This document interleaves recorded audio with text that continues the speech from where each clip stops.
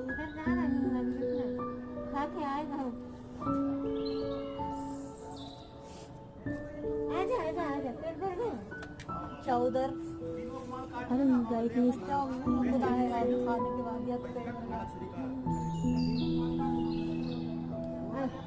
चावल खाएगा।